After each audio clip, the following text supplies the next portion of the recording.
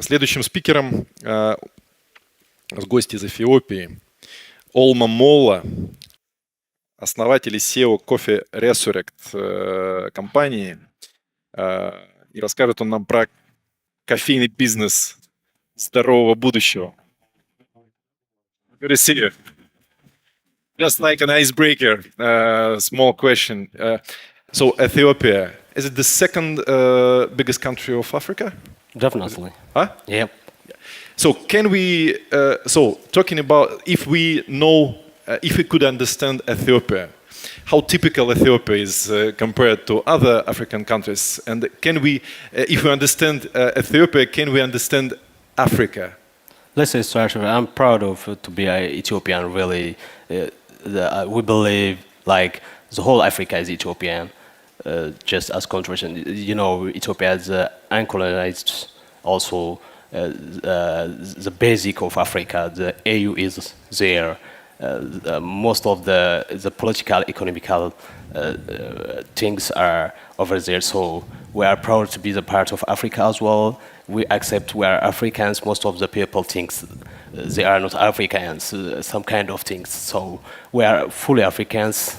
We are also the part of Africa, and to be for more to influence more in Africa in economy and in different aspects. Thank you so much. Stage is yours. Hello, my name is Olmo. I'm the founder of Coffee Resurrect. If I am the part of the solution, trust me when I say I am the part of the problem. Why do I say this?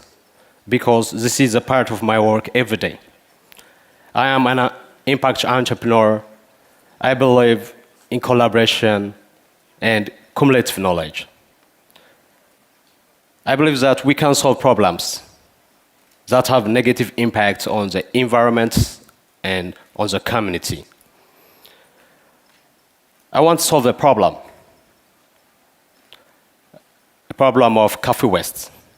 So let me tell you about a story, a little bit story about the coffee and the story about impact food.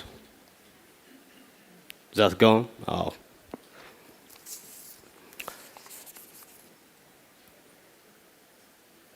Abyssinia, now modern day Ethiopia, is where coffee born. The legend goes around the year 850 C. A god hunter named Khalid discovered the coffee plants. Ethiopia is one of the major coffee producing countries in the world. The relation between Ethiopia and Russia is not far back. But did you know that Alexander Pushkin is the great grandson of Abraham Ganibal, who came from Ethiopia? There is Pushkin's statue in Addis Ababa, which was present from Russia. So let's hope and think Pushkin enjoys some of Ethiopian coffee as well. Ethiopian coffee divided in major categories like forest coffee, garden coffee, plantation coffee, based on its production method. Forest coffee, this comes from the wild coffee trees that grows mainly in the southwest of the country. They are the result of wide mix of wild coffee species found in the region. Garden coffees, they came from the coffee trees planted around the family homes. They grow more controlled, use fertilizer. This type of coffee that produce majority of the coffee in Ethiopia. Plantation coffee, that came from coffee trees grown on a large farms. Standard farming practices are used, such as pruning, using fertilizer, breeding varieties that are resistant to disease. The coffee tree is the tropical shrub, a bush. It grows where it's hot. It will be found everywhere, so-called from the Tropic of Cancer to Tropic of Capricorn. The coffee humidity develop a barrier for Red Sea. This is why I found it in hot countries between 600 and 200 meters, like my country, Ethiopia. Ethiopia is the world's fifth largest coffee producer. 50 million people works in the industry. Coffee makes up to 28% of the country's total annual exports. Arabica coffee comes from Ethiopia, and we produce Arabica coffee exclusively. So coffee is one of the most famous in the world. In 2017 up to 18, Ethiopia produced 458,000 metric tons, and we have had steady growth locally nearly ever since 2002. In 2018 up to 19, we were at 426 metric tons of the coffee and export 239,000 of metric tons of it.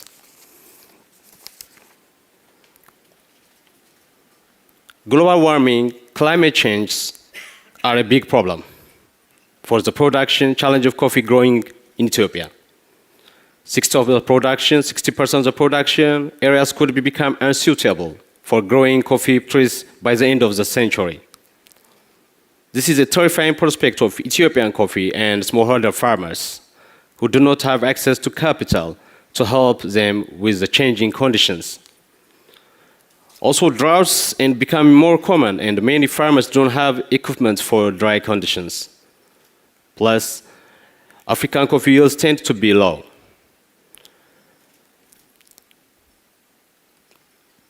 Many producers also lack of training advices who could be increased productivity. These are all problems that we need to work on the near future for the production to stay stable. Coffee is not only an important part of the culture, it's also one of the most valuable products in the world trade. Every day, 2.25 billion cups of coffee are consumed worldwide. The coffee industry, a big growing market, the industry valued about $3 trillion.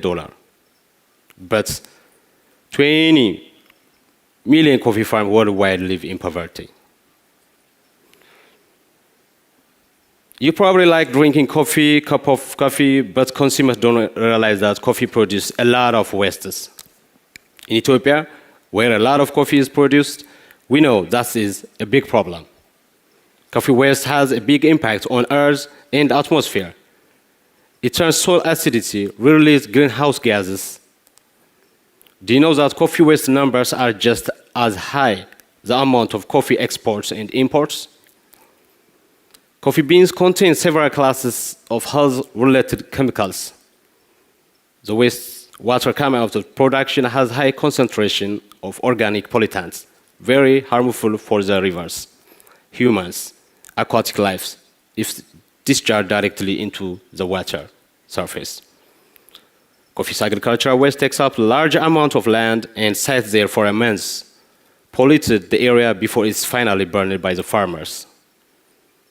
There are over 19 billion coffee waste worldwide. Each year, 99% of it's sent to landfill, where decompose and release methane, a greenhouse gas, is 6 times more harmful than CO2 to the environment. For every ton of coffee waste that sits in the landfill, 300 meters square of methane are released into the environment. In fact, the environmental impact of the coffee waste decomposition is equivalent to 10 million car emissions yearly.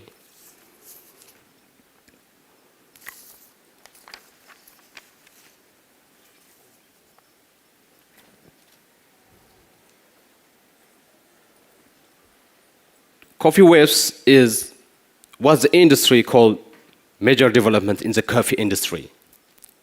Each wave starts with a strong destructive changes that permanently affect the coffee industry.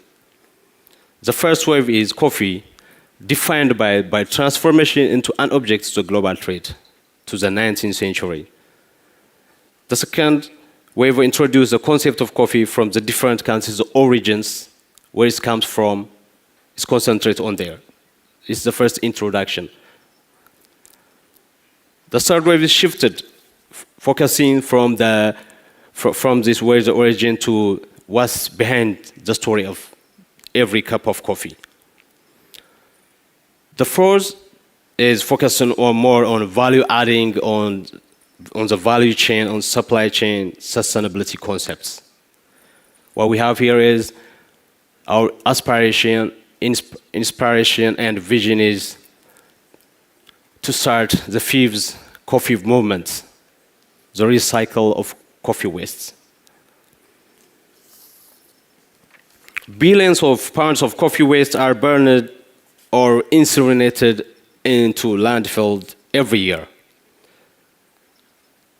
Instead of sending them to landfill, I think we should collect this raw material from the industry partners, small-scale farmers, and then turn them to coffee oil, coffee flour, and coffee fiber.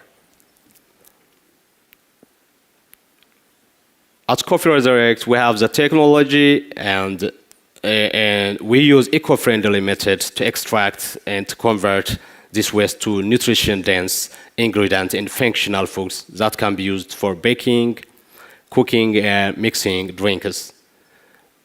These products are used in any bakery, pizza, pasta, healthy snacks, confectionery, you name it.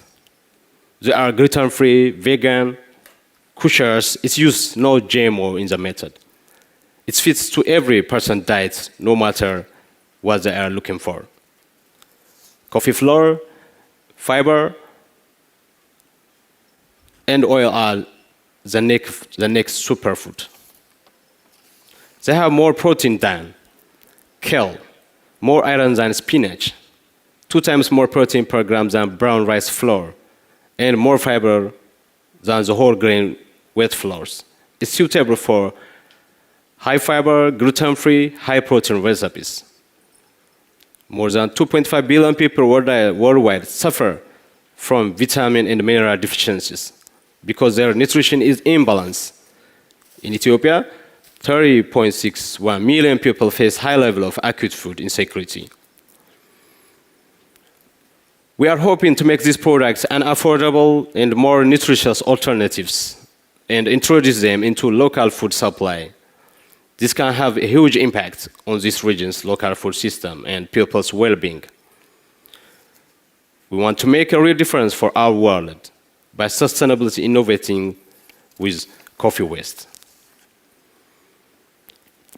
Africa is facing food crisis. Conflicts, climate change, and economic shocks are making it worse. Right now, hundreds of millions face acute food insecurity. But food crisis, famines, and starvations are not inevitable. Solutions exist.